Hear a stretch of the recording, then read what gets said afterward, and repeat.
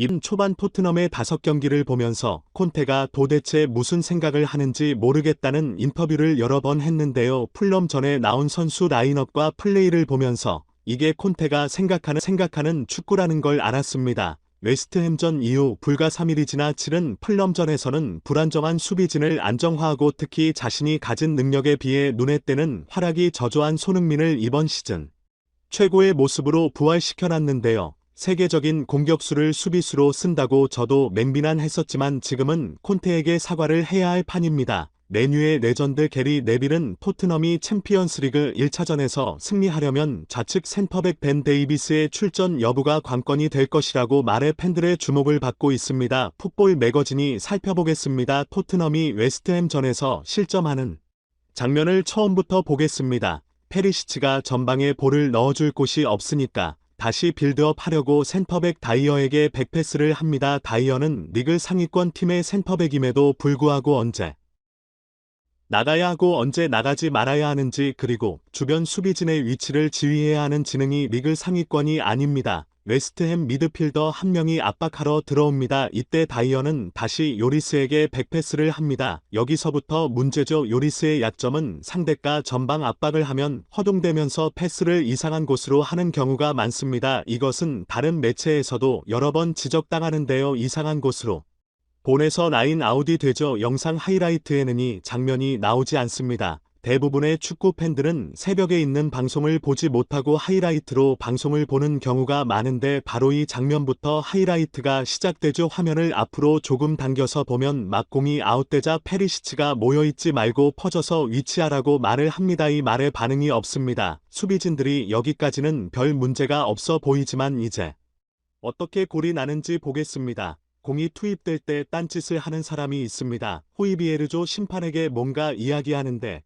그 사이에 공이 투입되고 침투하는 웨스트햄 공격수를 놓칩니다. 이 각도에서 누가 제일 먼저 선수를 마크하러 붙어야 할까요? 제 생각에는 가장 가깝고 상대 공격수를 볼 수 있는 호이비에르가 마크를 해야 한다고 생각합니다. 그러나 문제를 인식하고 속도를 내서 쫓아가지만 늦었습니다. 산체스는 좀 더 빠르게 앞으로 달려나와 막아야 했는데 산체스도 늦었습니다. 그러나 이 실점에서 가장 중요한 역할을 한 사람이 있는데 그건 산체스도 호이비에르도 아닙니다. 바로 이 영역을 수비할 1차적인 책임은 좌측 센터 벤 데이비스에게 있습니다. 그런데 그는 저 상황에서 어디에 있었던 걸까요? 우리 그라운드에 투입될 때부터 다시 보겠습니다. 여기서 페리시치가 현재 벤이 맡은 선수를 마크하고 벤은 다이어가 마크하는 선수를 다이어는 산체스 쪽에 있어야 정상적인 위치인데 이상한 위치에 모두 서 있습니다. 벤이 다이어가 마크하는 상대 공격수를 마크했으면 모든 수비수들의 위치가 정상적으로 작동했을 겁니다. 하지만 바이어가 수비를 하면서 중앙이 비는 겁니다.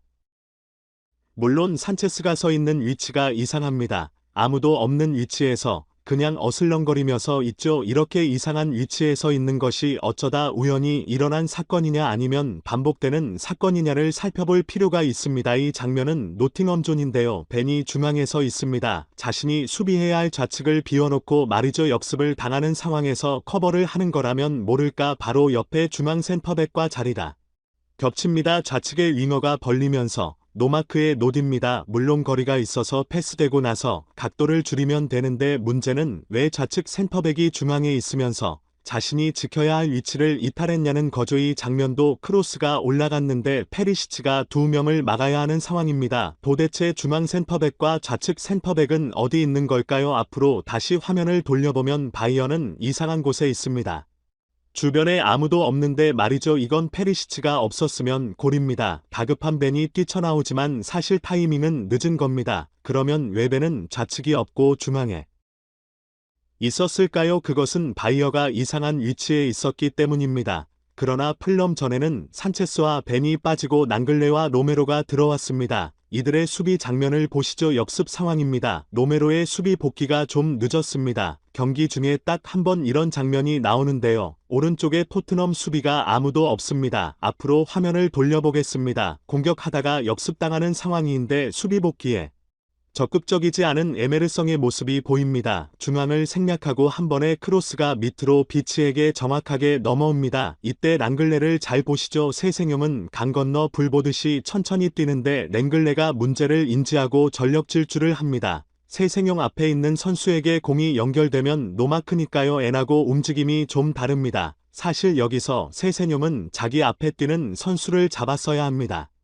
랭글레가 없었으니까요. 그런데 이상한 위치에 혼자 있습니다. 밑으로 비치가 로메로를 제치는데 만약 에메르송에 조금 빨랐다면 골은 나지 않았을 가능성이 높죠. 축구에서 골은 눈도 따르지만 이렇게 필연적으로 문제가 있는 영역에서 골이 납니다. 그래서 전술이란 것이 필요하고 선수들 간의 상성이란 것이 존재하는 것이죠. 플러문이 영역에서 재미를 봤기 때문에 또 그쪽으로 볼을 배분해서 두드립니다. 아까하고 로메로의 달리기가 다릅니다. 반드시 맞겠다는 의지가 보이는 몸놀림이죠. 게다가 에메르숨도 저번처럼 복귀가 늦었다 당하지 않으려고 빠르게 복귀하고 있습니다. 랭글레가 자기 구역으로 들어온 선수를 정확하게 마크하고 있습니다. 벤이었다면 중앙으로 왔을 수도 있어요. 밑으로 비치가 슛을 해보지만 수비진의 위치상 골이 나기 어려운 상황이었습니다. 요리스가 평소와 다르게 선방을 잘했네요. 게리 네빌은 코너를 마무리하면서 이렇게 말했습니다. 플럼에서의 그 수비진 라인업으로 나온다면 토트넘이 마르세의 이유를 제압할 가능성이 아주 높고